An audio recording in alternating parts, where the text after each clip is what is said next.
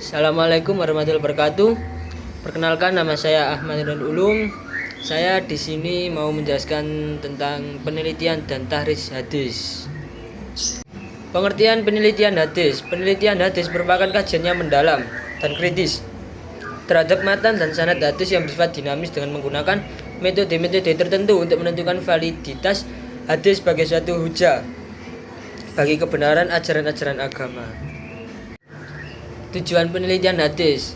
Tujuannya untuk menilai kualitas sanad dan matan hadis, apakah sahih, hasan atau dhaif. Memastikan keaslian dan keabsahan hadis sebagai sumber hukum Islam. Kedua, setelah Al-Quran serta memahami kandungan makna dan isi hadis agar dapat diamalkan dengan benar. Next, selanjutnya ini latar belakang pentingnya penelitian hadis. Penting karena hadis tersebut merupakan salah satu sumber ajaran Islam. Penelitian hadis di sini penting karena tidak semua hadis itu ditulis pada zaman Rasulullah. Otomatis memungkinkan banyak hadis yang termasuk hadis palsu, maudhu. Penelitian hadis ini juga membantu memisahkan antara makna yang termasuk hadis sahih, hasan, dhaif maupun maudhu.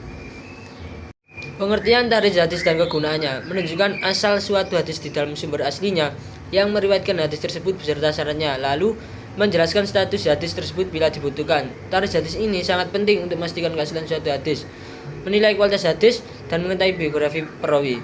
Tahrij hadis sendiri adalah penelitian terhadap hadis. Metode tahrij hadis.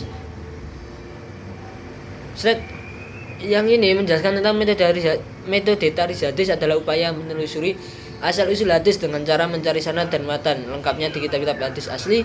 Untuk menentukan kualitas hadis tersebut, metode utamanya meliputi tahrij berdasarkan lafaz pertama hadis, lafal yang ada di matan, nama periwayat pertama, sanad atas, dan tema atau topik hadis. Selanjutnya yakni langkah-langkah tahrij hadis.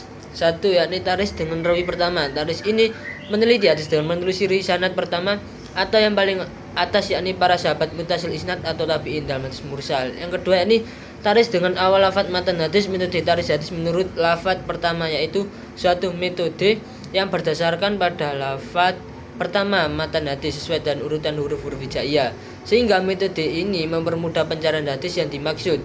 3. Mentarij dengan kalimat hadis. Metode tahrij hadis menurut lafaz atau kalimat yang terdapat dalam hadis, yaitu suatu metode yang berlandaskan pada kata-kata yang terdapat dalam matan hadis, baik berupa kata benda ataupun kata kerja. Yang keempat yakni mentarij dengan topik atau tema hadis. Tiap hadis memiliki tema atau topik yang dikandung, baik itu tentang fikih, tafsir, sejarah, dan lain-lain. Jika kita mampu menentukan topik yang terkandung dalam suatu hadis, maka kita dapat mencarinya dengan bantuan buku yang menyebutkan hadis sesuai dengan temanya. Yang kelima, mentarij dengan sifat zohir pada hadis. Apabila kita dapat menentukan sifat zohir yang terdapat pada hadis yang ingin ditahrij, maka kita bisa mencarinya dengan menggunakan kitab atau buku yang mengumpulkan hadis tersebut sesuai dengan sifat zohirnya. Yang keenam, mentarij dengan bantuan komputer. Untuk mentarij hadis dengan menggunakan bantuan komputer, kita harus memiliki program yang membantu dalam pentarijan hadis. Aplikasi software untuk penelitian hadis. Beberapa aplikasi perangkat lunak untuk penelitian hadis. 1. Maktabah Al-Syamilah. 2. Jami Al-Kalim. 3. Mausu'ah Al-Hadis Al-Syarif. 4. Lidwa Pusaka. 5. Hadis Sauf. Kesimpulan pada materi ini yakni penelitian dan tahrij hadis merupakan dua kegiatan yang saling berkaitan dalam upaya menjaga keaslian dan kemudahan ajaran Islam. Melalui penelitian hadis, seorang peneliti berusaha menelah keabsahan makna serta relevansi hadis terhadap kehidupan umat.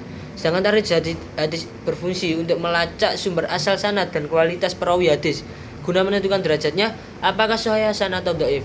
Dengan melakukan penelitian dan tahrij secara sistematis, hadis dapat dikaji secara ilmiah dan objektif sehingga terhindar dari penyebaran hadis palsu, maudhu, serta dapat dipahami sesuai dengan konteksnya. Oleh karena itu, kegiatan penelitian dan tahrij hadis memiliki peran penting dalam memperkuat dasar keilmuan Islam, melestarikan warisan Nabi Muhammad, dan membimbing umat dalam mengamalkan sunnah secara benar. Cukup sekian, itu saja yang saya terangkan. Semoga yang saya jelaskan tadi